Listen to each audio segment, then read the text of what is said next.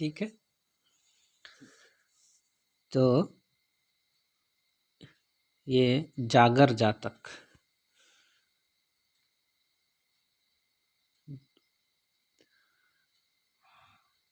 ये तथागत बुद्ध जब जेतवन में विहार कर रहे थे तो उस समय एक उपासक के संबंध में यह कथा कहा था। जो उपासक थे वो श्रोतापन्न थे। वह श्रोतापन्न आर्य श्रावक शकर दल के साथ श्रावस्ती के कांतार मार्ग पर चल पड़ा।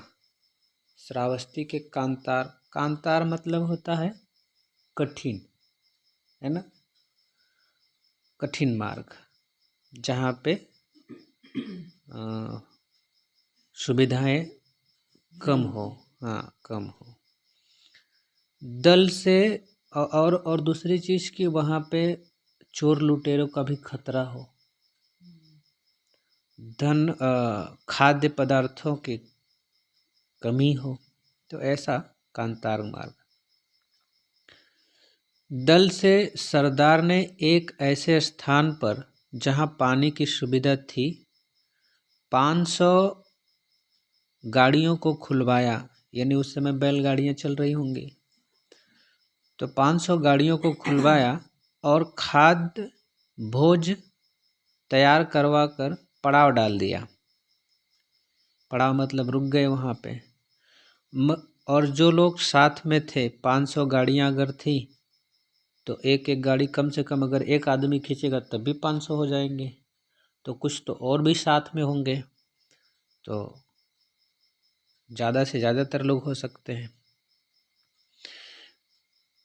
जो मनुष्य थे, यानी जो वहाँ पे साथी थे, सब लोग जहाँ तहाँ लेट कर सो रहे थे। उन उपासक दल के सरदार जो श्रोतापन्न थे, तो उनका जो सरदार था वो एक वृक्ष तले टहलने लगा। अक्सर अगर आप बहुत जिम्मेदारी उठाते हैं किसी चीज़ का तो आपकी नींद कम हो जाती है। नींद हराम नहीं, नींद कम हो जाती। नींद हराम उन लोगों की होती है जो लोग गलत कार्य करते हैं। तो टहलने लगा। उस समय 500 चोर विविध शास्त्र ले दल को लूटने के विचार से उसे घेर कर खड़े हो गए। जब उन्होंने उस उपासक को टहलते देखा तो यह सोच कि उसके सो जाने पर लूटेंगे, क्योंकि अगर वो टहल रहा है और ये भी लोग थे ही तो वो सबको जगा भी सकता था, और सब लोग थके हुए थे, सोए थे, तो उनको लगा कि ये भी सो जाए तो हम क्या करें, लूट लें। और ऐसा ही होता है, सोने यानी आदमी चोरी अक्सर रात को ही होती है, लोग सोते हैं, तो सामान की भी चोरी रात को सोने पर होती है, और ध्यान और धर्म की भी चोरी सोने पर होती है। यदि आदमी आलस करके सोए तो फिर वो ध्यान और धर्म को उपलब्ध नहीं होता। तो उन्होंने सोचा कि ये सो जाएगा तब लूटेंगे, जहाँ तहाँ खड़े हो गए। और वो भी जो उपासक थे वह भी रात्रि के 3 पहर ही टहलता रहा। वो तीनों पहर ही टहल रहे।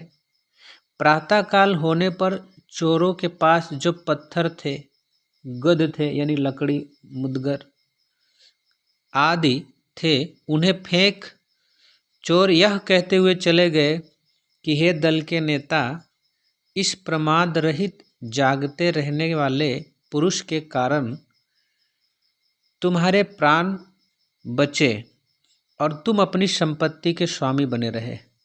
यानी अगर वो भी सो जाता तो क्या होता, ये लोग चोरी भी कर लेते।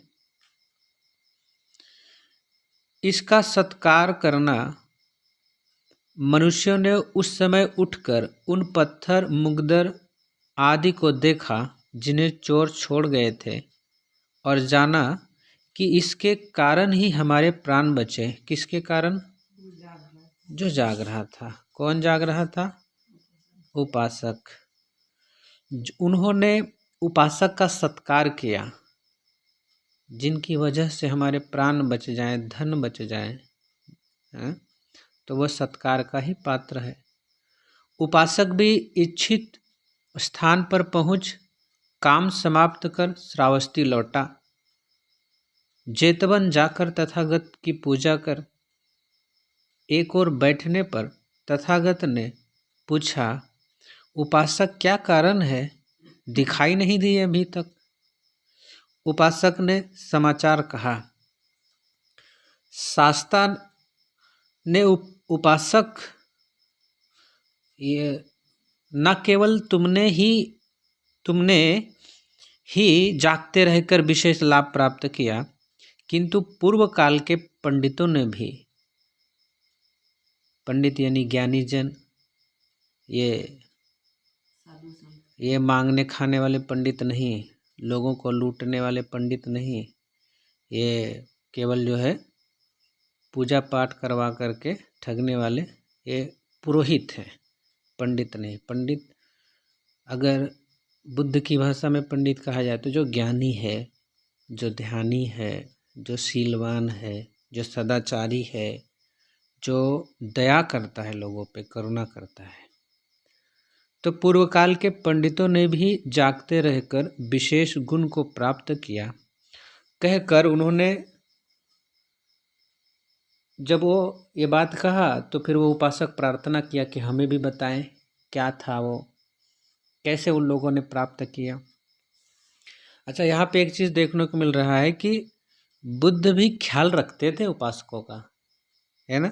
उन्होंने कहा कि क्या कारण है उपासक दिखाई नहीं दिए, यानी वो ख्याल रखते थे। हमको ऐसा लगता है कि वो केवल ध्यान ही करते थे।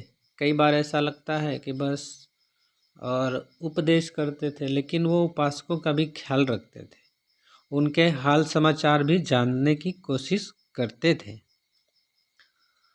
और उनसे उनके हाल के बारे में बातचीत भी करते थे। इससे जानने को मिलता है। तो उन्होंने फिर कहानी बताई पूर्व समय की। पूर्व समय में कैसे जो है उन ज्ञानी ध्यानी लोगों ने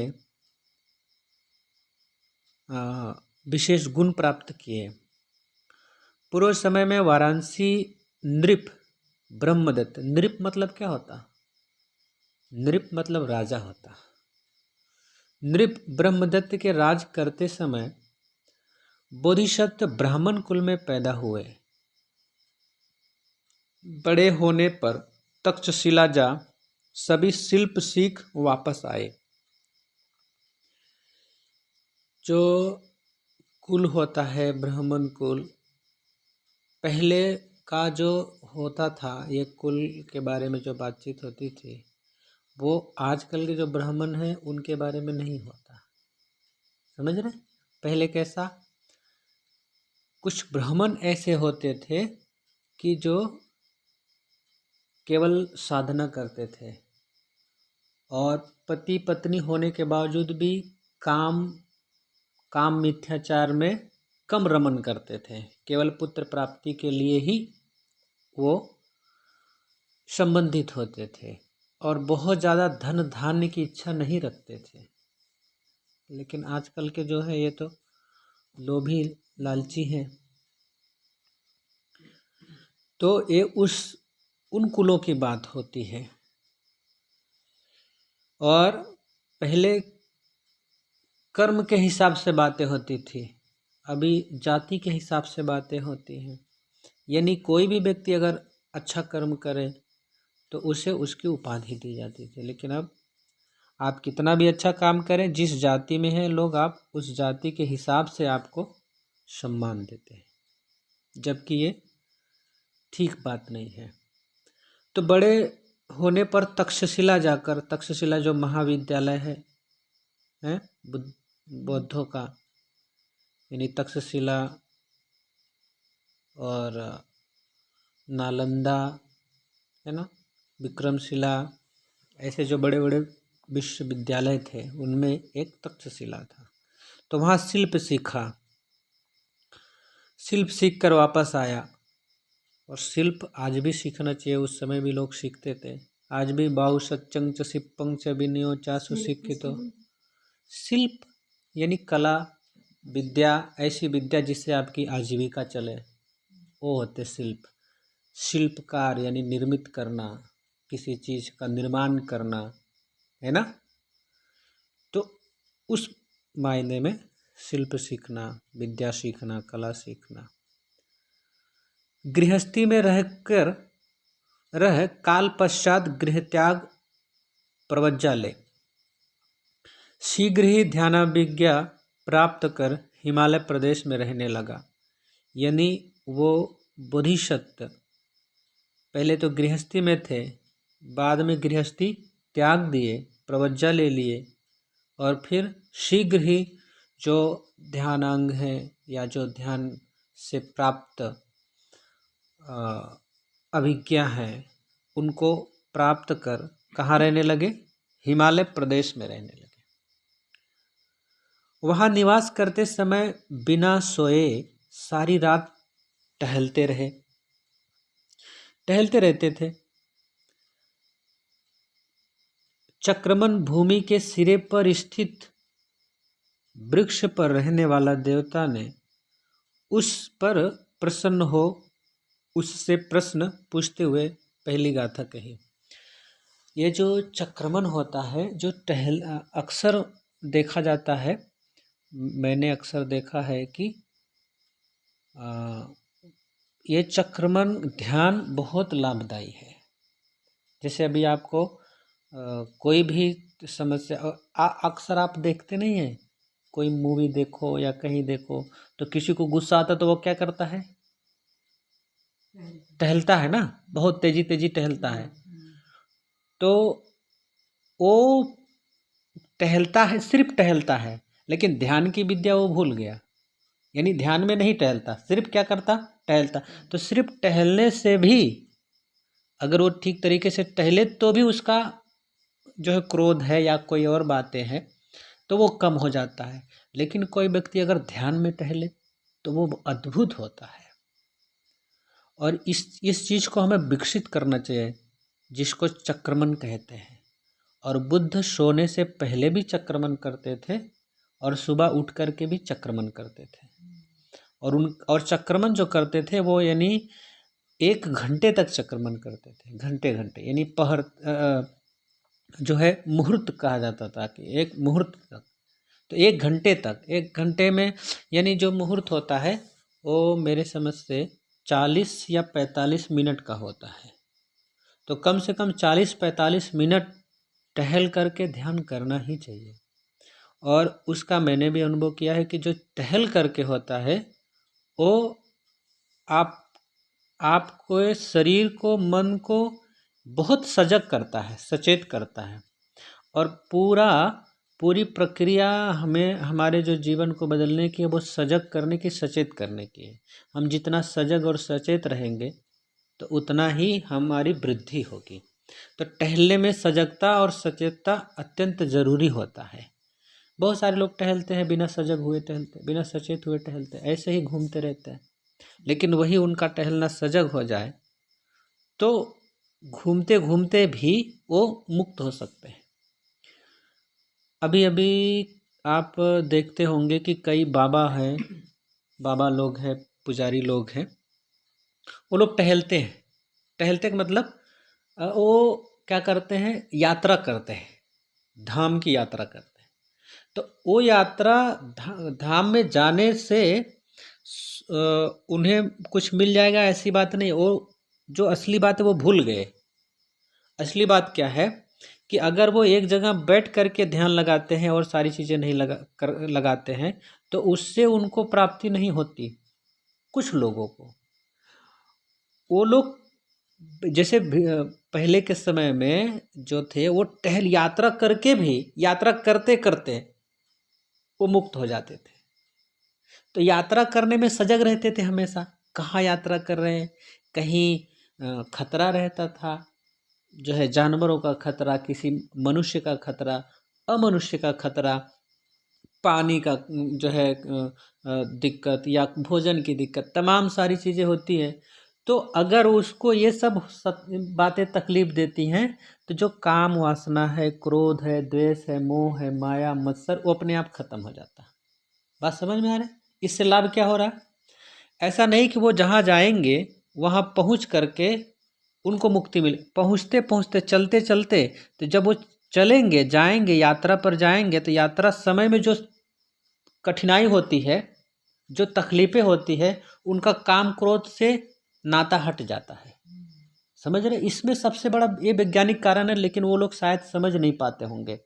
उनको क्या लगता होगा कि हम वहाँ पहुँच जाएंगे तो हमको, और धाम की यात्रा कर लेंगे तो हमको मिल, धाम की यात्रा में नहीं कुछ होता। वो जो टहलते हैं ना, जाते हैं, यात्रा करते हैं, उसी में बात बन जाती है। वो याद नहीं आती फिर। हाँ, अभी जैसे एक मन को दूसरा काम मिल जाता है, मन को दूसरा काम मिल जाता है, और मन को दूसरा काम मिल जाता है, और ये 100% यानी 100%, 100% सच है कि आप अगर कुछ दिन तक, कुछ महीने तक अपने मन को वासना से, क्रोध से, द्वेष से, मोह से, माया से, मत्सर से हटा लो, तो आपका मन शुद्ध हो जाएगा कुछ दिन तक। लेकिन आप कुछ दिन तो छोड़ो, कुछ मिनट नहीं हटा पाते। इस बात को समझ रहे हो ना? मन, जैसे जो ध्यान होता है वो क्या होता है? वो यही तो होता है, हम मन को एक नई दिशा में देते हैं, और फिर जब मन उस दिशा में जाता है, धीरे धीरे इधर से हटता है, काम क्रोध से हटता है, ध्यान का सुख पाता है, और एक समय ऐसा आता है कि फिर ध्यान की भी ज़रूरत नहीं होती, फिर वो शुद्ध हो जाता है, पवित्र हो जाता है, और फिर वहीं पे आदमी दृढ़ हो जाता है कि अब हो गया काम। समझ में आ रहा? ये ये समझ लो कि एक बहुत बड़ा उपाय हो सकता है अगर लोग ठीक तरीके से यात्रा करें, यात्रा पे जाएं। तो एक तो जहाँ जा रहे हैं, अगर जाए, अभी जैसे लोग यात्रा निकालते, कोई बोध गया जाता, कोई कहाँ जाता है ना, ये बहुत सारे लोग यात्रा नहीं, लेकिन वो उस उद्देश्य से नहीं निकालते, बल्कि वो तो जाल लेके चलते हैं, तमाम उपासक उपासिका को लेके जाएंगे, फिर वो यात्रा निकालेंगे, फिर उसमें बातचीत करना, ये सब, फिर वो पूरा और जाल बन जाता है, उससे निकल नहीं पाते हैं, क्योंकि वो इसका महत्व नहीं जानते। और इसका महत्व यही है कि वो ठीक तरीके से यात्रा करते हैं तो उनका मन शुद्ध होते जाता है, और फिर एक अवस्था ऐसी आती है कि पूरी तरीके से शुद्ध हो जाता, फिर वो अपने मन को दृढ़ कर लेते। वही तो मुक्ति है। मुक्ति और है क्या? मुक्ति और किस बात की है? आपका मन पूरी तरीके से शुद्ध हो गया, और शुद्ध होकर के आपने निश्चय कर लिया कि अब कभी मन मलिन नहीं होगा, वही आपकी मुक्ति हो गई। तो समझ रहे? चक्रमन आपके लिए अत्यंत महत्वपूर्ण उपाय हो सकता है मुक्ति के लिए, मन को शुद्ध करने के लिए। तो यहाँ भी ये दिखाया जा रहा है, बताया जा रहा है कि वो भिक्षु क्या करते थे? साधना करते थे, यानी टहलते थे, चक्रमन करते थे।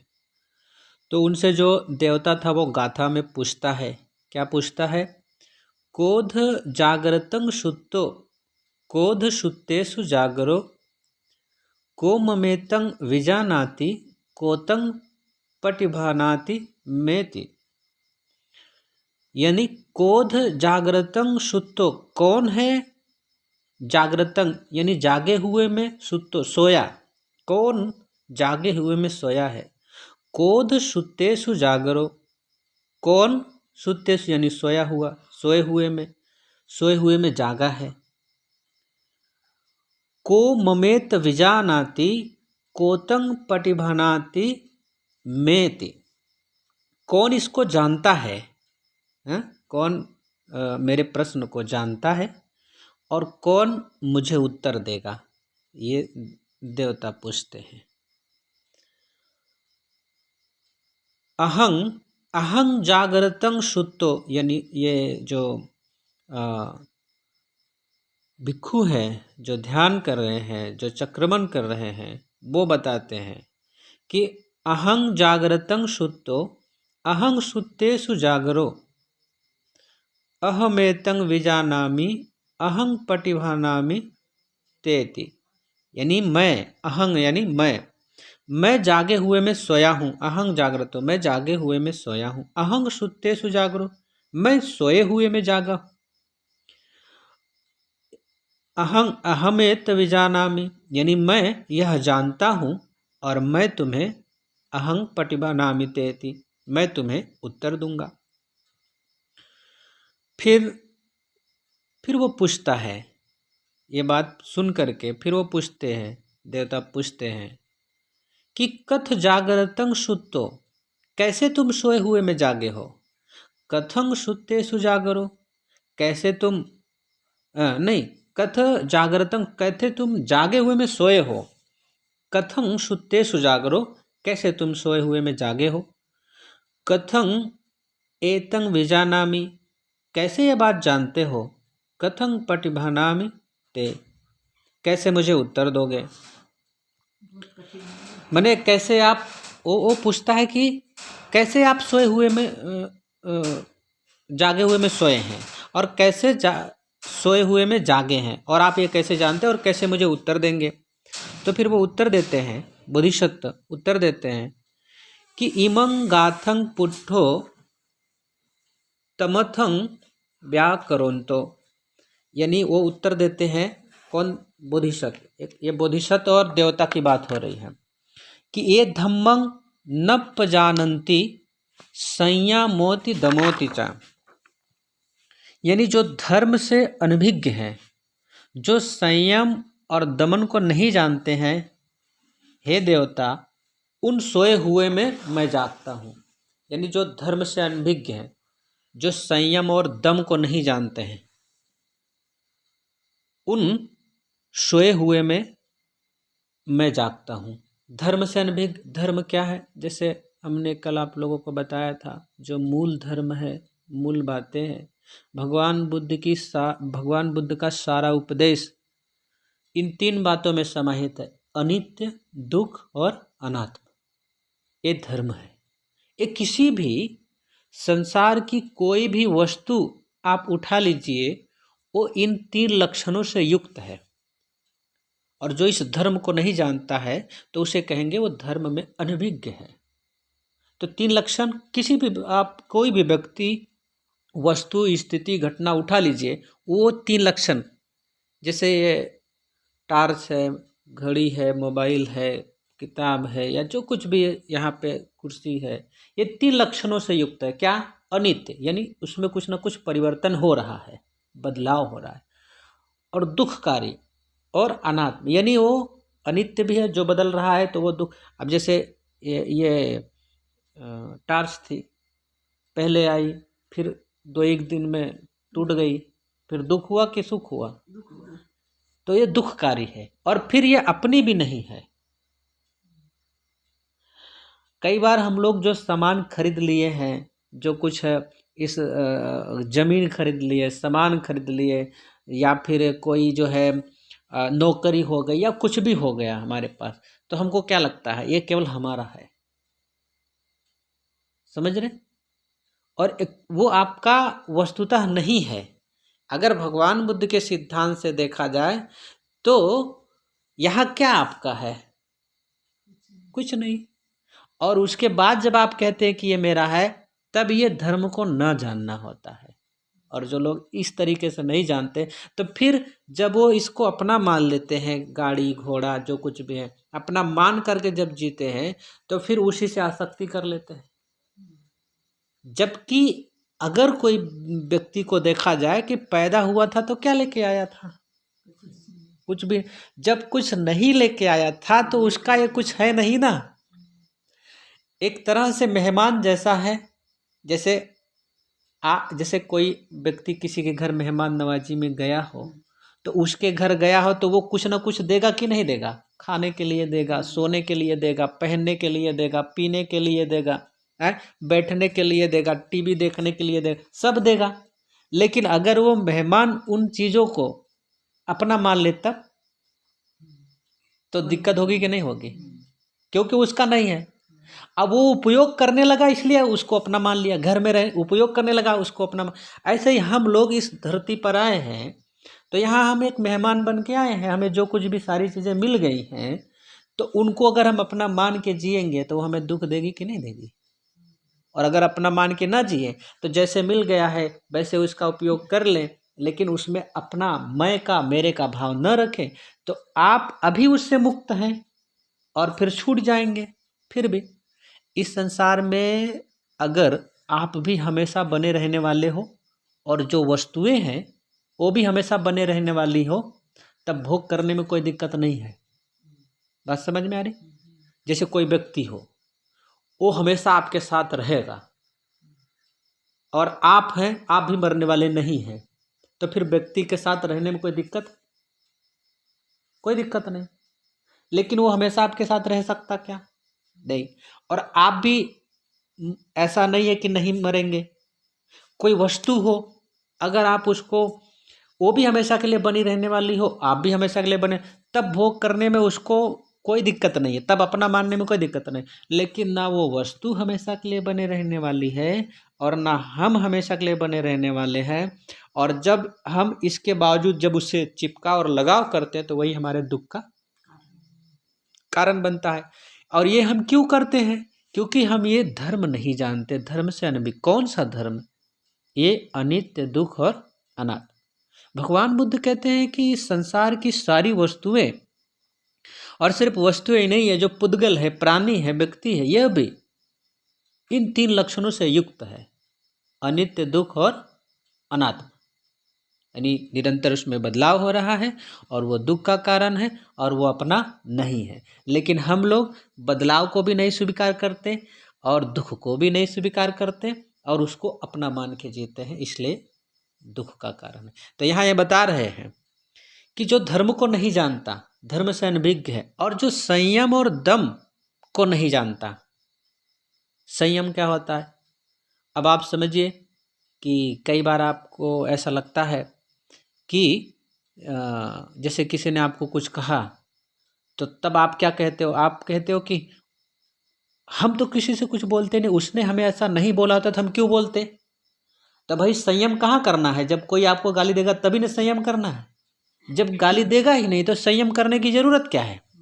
तो बुद्ध कह रहे हैं संयम करना है, तो संयम इसी बात पे करना है। अभी कहीं भी कुछ भी कोई बातें हो रही हैं वहाँ पे अगर आप जैसे कि घर परिवार में और जगह पे हैं, तमाम जगह पे आपको संयम करने की, तो आप वहाँ पे संयम न करके तर्क देते हैं कि मैं क्यों संयम करूँ। तो अगर आप संयम नहीं करेंगे तो आप शांति को भी नहीं प्राप्त होंगे। और दम यानी दमन करना, दम होना। अब लोग कहते हैं तो तुम्हारे पास दम है तो आओ, है ना, इस बात को कहते हैं देखते तुम्हारी कितनी दम है। तो किस में दम है? मार खाने में और मारने में। ये सब दम नहीं होता। दम क्या होता है कि आपको क्रोध आ रहा है और आप उसको रोक लिए, ये असली दम है, दिखाओ। और ये दम तो जो युद्ध करने वाले लोग हैं उनको भी नहीं आता है। ये दम तो फौजियों को भी नहीं है, पुलिस को भी नहीं है। ये दम तो ये असली दम है। और ये पहलवान लोगों को भी नहीं आएगा जो असली दम है वो इस बात में है कि क्रोध आ रहा है और आप शांत हैं, उसको दमन कर रहे हैं। वासना आ रही है और आप शांत हो गए। द्वेष, ईर्ष्या, जलन, ये सारी चीज़ें आप में, लोभ, लालच आ रहा है और आप शांत हो गए। कोई आपको गाली दे रहा है और आप शांत हो गए, तो ये असली दम है। और ये जो दम करता है, संयम करता है, तो वो बाढ़ से पार होता है। कैसे पार होता है? बुद्ध ने कहा है, उत्थाने न पमादेन संयमेन दमेन च दीपं कैराथ मेधावी यंग ओघो नाभिकीर्ति। उठो, प्रमाद मत करो, अपने संयम से और दम से ऐसा द्वीप निर्माण करो जिसे बाढ़ कभी डुबो ना सके। तो जो द्वीप बनेगा, द्वीप मतलब जानते हो क्या होता है?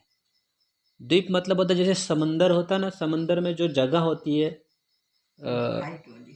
हाँ, जो पहाड़ जैसा लगता है थोड़ा सूखा जगह लगता है, जहाँ पे जाके कोई जहाज रुकती हो या कोई व्यक्ति जाके, टापू कहते, टापू उसको द्वीप बोलते हैं। तो वो द्वीप समंदर में जब बाढ़ यानी तूफान आता है तो जहाज किनारा लेती है। वैसे ही हमारे जीवन में द्वीप निर्माण होता है। और वो द्वीप कैसे निर्माण होता है? संयम और दम से। और जब आप संयमी और जो है दमदार होंगे, कैसे संयम करके, तब जो है आपके जीवन में कितने भी पहाड़ आ जाए, कितना भी जो है दुख आ जाए, कितनी भी बाढ़ आ जाए, फिर आप उसमें क्या जाएंगे, वहाँ पे सहारा ले पाएंगे। लेकिन ये धीरे धीरे धीरे धीरे करना पड़ता, समझ रहे हैं? तो वो बोलते हैं कि जिनमें संयम और दम नहीं है, उन सोए हुए लोगों में मैं क्या हूँ? जागृत हूँ। और आगे क्या बोलते हैं कि एस रागो च दोषो च अविद्या च विराजिता, यानी जिनके राग द्वेष और अविद्या नष्ट हो गए हैं, तेसंग जागर मानेसु अहं सुतोष्मि देवते, यानी जिनके राग द्वेष और अविद्या नष्ट हो गए हैं, उन जागे हुए लोगों में मैं सोता हूँ। इसका मतलब है कि इनकी ये संयमी तो हैं, दमन तो है इनमें, संयम दमन है, धर्म को जानते हैं, है ना, ये शीलवान हैं, प्रज्ञा विकसित कर रहे हैं, और इनकी जो स्मृति है जागृत है, यानी स्मृति जो सम्यक सती है, ये समाधि में भी उतरते हैं, लेकिन अभी पूरी तरीके से ये मुक्त नहीं हुए। राग द्वेष इनका नष्ट नहीं हुआ, वो आता है, राग द्वेष की उत्पत्ति होती है, लेकिन उसको संयम और दम से नष्ट करते हैं। समझ रहे? जब कोई व्यक्ति मुक्त हो जाता है तो राग द्वेष की उत्पत्ति ही नहीं होती। तो नष्ट करने का, जो लोग नष्ट करते हैं, समझ लेना कि वो कभी, जैसे जो लोग संयम करते हैं तो संयम के बाद कभी भी टूट सकते हैं, लेकिन जो लोग मुक्त हो गए अब उनमें कभी ये आने वाला नहीं है। मुक्त जैसे मतलब कोई मान लो आम का बीज है और उसको अगर भून दो आग में, तो अब वो कभी कहीं भी डाल दो, है, कहीं भी खेत में डाल दो और जमेगा? क्यों? भून दिया उसको। ऐसे ही हम लोग अपने काम विकारों को, द्वेष विकारों को, मोह विकारों को अगर भून डालेंगे, कैसे भून डालेंगे? नहीं कहते तुम ज़्यादा नहीं बोलो नहीं तो हम तुमको भून डालेंगे, है ना, वो वाला नहीं। तो भून कैसे भून डालें? जो तप करते हैं ना, तपन होती है। जैसे कि जब हमारे भीतर राग द्वेष मोह क्रोध आता है तो हमारे भीतर एक जलन होने लगती है। उस जलन को जब हम सह लेते हैं तो उसी जलन में, सहने में वो सब भून जाता है, नष्ट हो जाता है, फिर कभी नहीं आता। लेकिन अगर वो जलन हम न सह पाए तब फिर वो हमेशा हमारे जीवन में क्या रहता है? बरकरार रहता है। वही जो मैंने उस दिन बताया था, उत्पाद व्यय की प्रक्रिया को साक्षी भाव से देखना। जो साक्षी भाव से उसको देखेगा तो वो हमेशा के लिए जल जाएगा, खत्म हो। जो नहीं देखेगा तो फिर वो क्या होगा? बढ़ता जाएगा। तो ये यहाँ पे बोल रहे हैं कि उन जागे हुए में मैं सोया हूँ, यानी मेरा अभी पूरी तरीके से राग द्वेष मोह नष्ट नहीं हुआ है, हालांकि मैं उस पर संयम और दमन करता हूँ। आगे, तो इस प्रकार एवं जागृतं सुत्तो एवं सुत्तेषु जागरो एवमेतं विजानामि एवं पटिभनामि तेति। इस तरह मैं जागते हुए में सोया हूँ और सोए हुए में जागा हूँ, इस प्रकार यह जानता हूँ, और इस प्रकार तुम्हें क्या करता हूँ? मैं उत्तर देता हूँ।